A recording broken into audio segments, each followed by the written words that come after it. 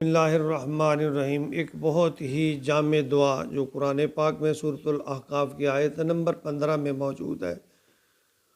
رب اوزعنی ان اشکر نعمتک التی انعمت علی وعلی والدی وان اعمل صالحا ترضاہ واصلح لی فی ذریتی وانی تبت الیک وانی من المسلمین، یعنی اے میرے رب مجھے توفیق دے کہ میں تیری ان نعمتوں کا شکر ادا کروں جو تو نے مجھ پر کی اور میرے والدین پر کی، اور ایسا نیک عمل کروں جس سے تو راضی ہو جائے، اور میری اولاد کو بھی نیک بنا دے، اور تو مجھے سکھ دے۔